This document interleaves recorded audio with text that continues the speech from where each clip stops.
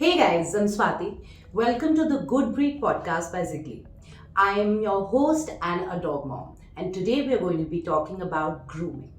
So, today we have a guest with us who makes our pets look really good looking. Hi, Savita. Hi Swati. So, Savita is a groomer, and today we're going to be asking her a lot of questions about grooming and how we can make our pets look really beautiful. So, Savita, tell me something. So, grooming has become like the new norm, Right. right? Dogs come in all shapes and sizes. Exactly. So, how important is grooming for the health of the pet? I think that is the foremost thing that we should be considering actually. Mhm. You know, grooming is just not to beautify the dog. It is just not to make them like look very cute, but otherwise taking them grooming. So you actually get to know if there are certain health issues that pet parents cannot actually see. Mhm. So groomers make sure that first they investigate the dog. Only then we take them inside for grooming. Okay. There is there's a belief in pet parents that pets who don't have long hair, only pets who have long hair require grooming. Is that true? Is that a myth? No, it's a myth basically. Okay, Yeah. so So every dog, no matter what coat it is, no matter what length of the hair it is, they need grooming. Savita, tell me something. If I get my pet to your salon, Okay. what happens then? So I get Feather and I say she needs grooming. I don't know what all grooming she needs, but my dog looks, very dirty and very ugly right now. Make her pretty. So what are you going to do? So first we assess the pet. We Okay. will definitely assess Feather. We will see, what sort of grooming she needs. Yeah. Whether she needs a haircut or not, or it's just the basic grooming that she needs, or just a bathing that she needs. So we'll assess the dog first. So once she's comfortable, because we don't want to, actually make the experience negative for the dog. Mhm. So we want them to settle down first. We want them to be, that they should trust the groomer. Only then we start the grooming. So she gets to play with you first. definitely. Okay, then. Right. Huh. So once she's comfortable, we take her in Hmm. and let her experience the whole area. Let her sense the area, Yeah. and then we assess the coat, as I tell you. Yeah. We decide on the shampoos and the conditioner that we need to use. Yeah. And once the bathing and everything is done, Hmm. so then we decide the kind of styling she needs, the kind of haircut So, she needs. do you give the haircut first and then give the bath, or give the bath first and then give the haircut? So only in case of a lot of tangles, or if the dog is very badly knotted, we give them a haircut first and then the bath later. Mhm. But otherwise, we prefer giving the dog bath first and then styling them, because we get a good finishing after that. Okay. Right? Okay. So after you dry her up, Right. then what is the next step? So if she needs a little bit of hygiene, so we give we do that. We clean the ears, we clean the nails, the underpaws are done, so that everything is like in a process. Mhm. And once she's the hygiene part is done, and then we start with the styling, the haircuts. Okay. Like like us, we have different kind of haircuts, Right. and we have fringes, and then all kind of things. Are there different hairstyles for pets as well? Definitely yes. Yeah. Can you elaborate and tell us a little about it? So talking about Shih Tzus, Yeah. so we have a show grooming look that they have flowing hair, and we just trim a little bit of the edges. Also, we have those a dogs dog that have hair like that, Flowing the hair, long yes. hair that goes till their paws. Exactly. Yeah. And they have top knots. If you see a lot of fancy dogs, they have bows on the top. Yeah. So Yeah. top knots are for show dogs. Okay. And then we have a teddy bear clip. Okay. So in that we give them a nice, cute, fluffy look with a round face. Okay. And then Which is where they look like puppies, basically. exactly, yes. Yeah. Yeah. Okay. So and then poodles have different type of looks. They have a saddle look, which is actually going on from ages. Yeah, the typical poodle, the fluffs on the hands. the pom pom at the And- back, yeah. the tiger look in the front. So Yeah. Okay. so that's a saddle look. Okay. Right. So you do at the shows, and But can that hair be done on other breeds as well? if they're well maintained, yes, we Yeah? can do that. Yes. Oh, that's so interesting. So you can actually have like really cool haircuts for your dogs. One thing that we haven't spoken of is grooming, because we've been talking about dogs. We have all kind of pets, and especially cats. And cats and grooming is a very interesting subject, at least in my head, because as they say, a cat spends most of her time grooming herself. Right. You know, so when a cat is spending so much time grooming herself, do you really think that she needs a groomer? Uh, yes, Yeah. we get a lot of Persian cats who are badly knotted. Okay. Right. So yeah, they definitely. And normal tabbies. They generally groom themselves, but because now people are keeping them at home, at times they go out. So basically, for hygiene basis. So what kind of grooming do you suggest for cats? Is it different from dogs? Not really. Okay. It's almost similar to dogs, but yes, with short-haired cats, we don't recommend haircuts. Acha, okay. Right. Because And for Persian cats, you recommend haircuts? we generally don't, but yes, at times they're matted. People cannot maintain that fur, so then we generally, we recommend haircuts for them. In winters, a lot of people get, in summers, a lot of people get haircuts for their dogs. And a lot of pet parents who have Persian cats, because Persian cats have now become so popular. Exactly. Every second household has a doll face white Persian cat. So they feel that garmi ho gayi hai, it's really hot, and we should get a haircut done. Do you suggest a haircut for a Persian cat in summers? Uh, as a groomer, I do not. Okay, why so? Because they maintain the body temperature through the hair. Okay. Unless until they're matted, they don't need a haircut. It's Okay. only in it's a myth that every pet, maybe a dog or a cat, they need a summer look during summers, which we generally don't recommend. Even for dogs, you believe that they don't really need to be given a short haircut. Exactly. So I don't recommend a complete shave down for a pet. Yeah. So in case if you feel that you cannot maintain the dog in summers, or maybe your cat in summers, we can go for a maybe half the length, or maybe, but we leave certain amount of hair on the body so that the temperature is regulated. All right. So, Savita, tell me something. So, grooming has become like the new norm, Right. right? Dogs come in all shapes and sizes. Exactly. So, how important is grooming for the health of the pet?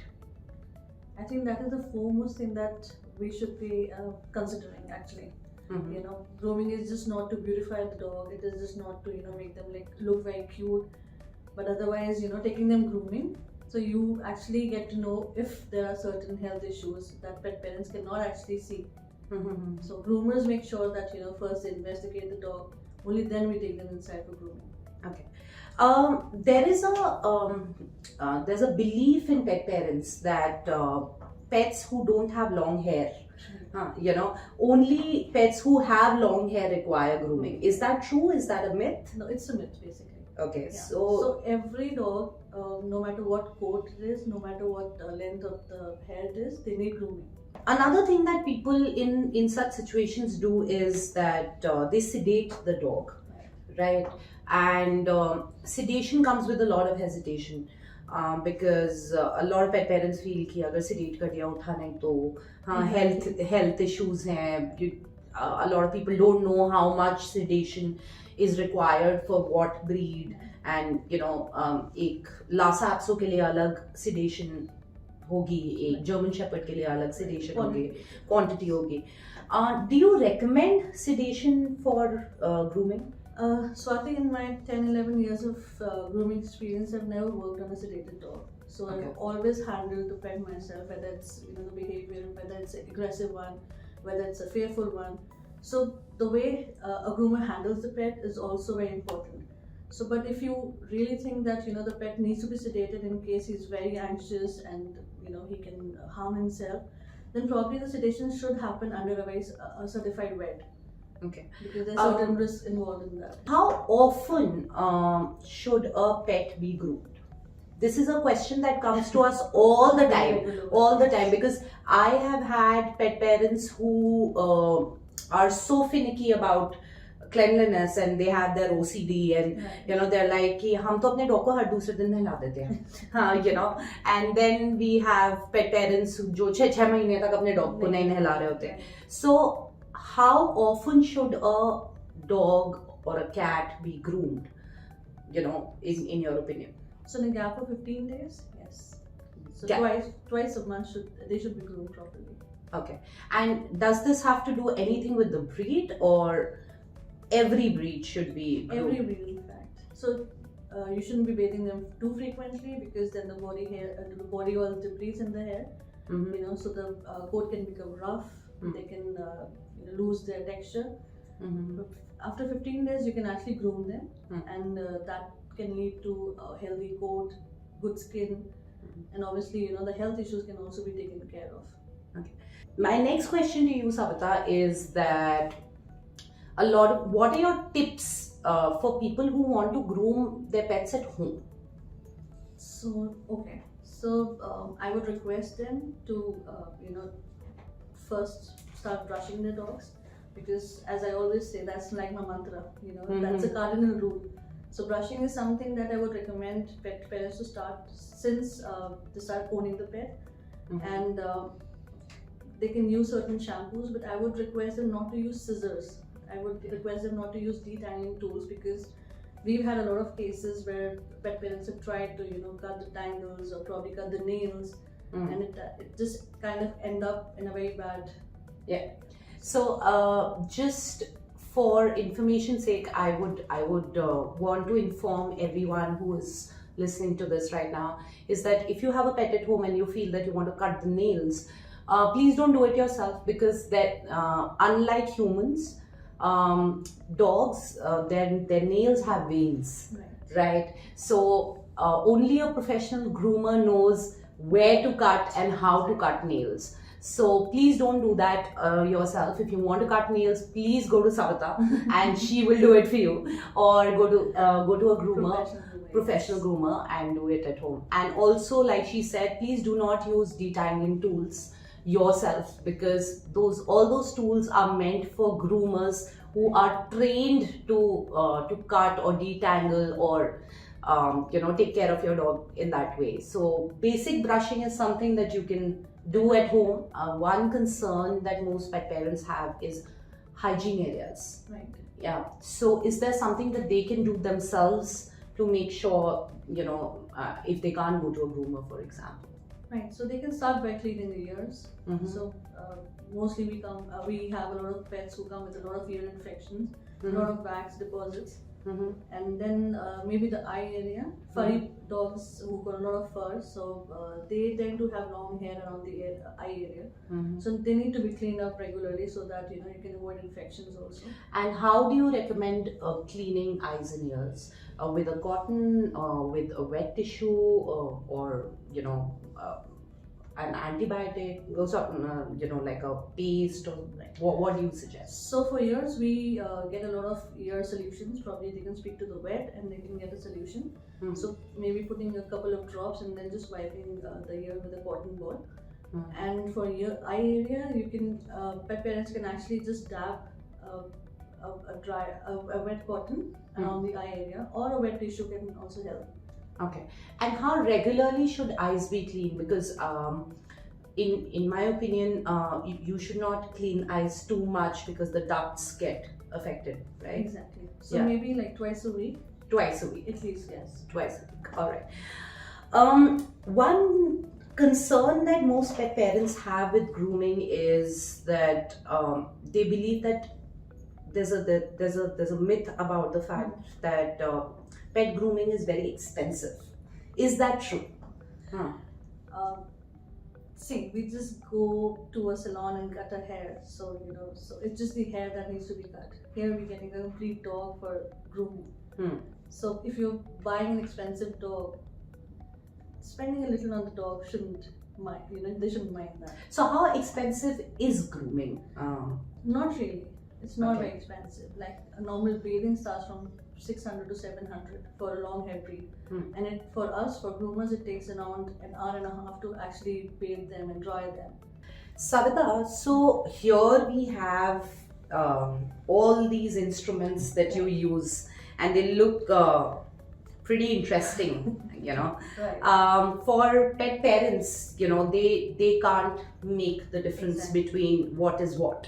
So, you know, through this podcast, I just wanted you to quickly explain to us, Right. you know, what are these tools and what are they used for. So let's start with this. What is this? It looks like a brush, you know, like a teething brush that we Right. use, but only with like some steel on it. Right. What is this? So this is called a detangling tool. So it is pretty sharp. So we use this to actually detangle the knots. Okay. Right. So all the mats and everything that Yes, happen. the Okay. tangles basically. Okay. And this is used for long haired dogs. Long hair breeds, yes. Okay, So, okay. so But this is not something that you recommend pet parents to do it themselves. So this tool is not meant for you guys. This tool is meant only and only for Savita and the likes of her. Okay. We go to our second tool. This looks like a glass. yeah, so, but that's a nail cutter. Oh, this is a nail cutter. So that's a nail cutter for big dogs. For big dogs. Yes. Okay, okay. And is this something that you recommend pet parents to use at home? Not really, because that's what they explained that they have the nerve in the nail. So So if they cut a little more and start bleeding. okay, so this is something that Only should be only at a pet salon and not at home. All right. This looks like a comb to me. Right. So this is a metal comb. Basically, we call it a butter comb. Butter comb. Butter comb. Okay. So we use it for long hair braids, for styling, for haircuts, for everything. All right. Okay. So for maybe detangling as well. Mm-hmm. So this is one. But is this something that pet parents can use at They home? can definitely. Okay, so this is a butter comb which you guys can buy and use at home. If you guys want to buy this, you can go on zigly.com and get it there. So one thing that pet parents can use from this, okay, these two brushes look pretty similar. Is there a difference between them, or is it something that's same? So this is a slicker brush. Okay. So the big one is used on big dogs, and that we recommend for puppies, Okay, especially on Shih Tzu, Poodle, Okay. dogs with long hair braids. okay. Right. And this is something that you recommend pet parents to do every day. Definitely. So, slicker brush is something that every pet parent should have. okay, so this is a must have for any pet parent. You should keep it at home and brush your dog with it every single day. So, this is interesting. So, I think this is your scissor. Is this, this is interesting. Why is it like this? It's a curved scissor. Basically, we have different type of scissors. We have Okay. straight, we have thinning scissors. This is a curved one. So, what is the curved scissor used for? So this is used for the styling and rounding of the tail, of the paws, Okay, around okay, the face area. So, okay. So, this again, I think is Not something available. that only you should have. Exactly. Okay, now I see two shampoos here. So, So this is a conditioner. this is now talking about conditioners, I want to ask you, do dogs really need conditioners? They do, definitely. They do. Yes. Okay. So Even in fact, pet parents can own a leave-in conditioner as well for long hair braids. oh, That gives a long-lasting shine and softness and smoothness to the coat. and does that stop from matting and Definitely. oh, it does. It does. Yes. Okay. So what is so special about this conditioner? So we at Zigly are using the best of the brands. Okay. They're all international brands. So we have different kind of conditioners.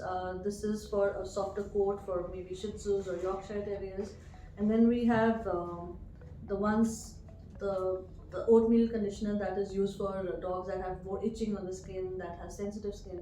Okay. So we have different kind of conditioners as well. Okay. So every single time a pet goes for grooming, when you give them a bath, so you use a conditioner. This is a must. Yes. This is a must. Right. Okay. So in my belief, I think most people who give their dogs a bath at home Right. don't use conditioners. So every time they come to us, they're like, we have given a bath at home, but the coat is still very rough. Yeah. So that is the So- reason. Because they don't use conditioners. This is a shampoo, I see. Yes. So again, talking about shampoos, what is different from this and a human shampoo? So the pH levels are different. Definitely. Okay. So the pH levels are different. Yes. So which basically means what for the dog? Mm-hmm. So there are certain shampoos that they can use, the pet parents can use in case of allergies, in case of hot spots, in case of ticks. Mm-hmm. So we don't have a tick shampoo. Okay. So pets do. So Okay. that is the difference. So I think this is quite interesting. I think there are a couple of things that you guys can get at home and a couple of things that you should not get at home and let the groomer do their job. So Savita, I want to ask you that, when we get our pets, vaccination is something that is imperative, right?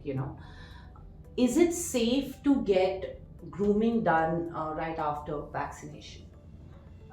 No, it is not safe. So Okay. we recommend them, probably get the vaccinations done later once the grooming is done, because the body's still healing after the vaccinations. The dogs are stressful, so it's always better to get the grooming done before and then the vaccination, so that post vaccination, if the grooming is done, they can develop cold, they can develop fever. So Okay. definitely. My next question is that, a lot of pet parents don't get their pets to grooming salons because they feel their dog is cranky, they find it difficult. So, is it possible that, professional groomers can come at home and, in their own environment, groom them?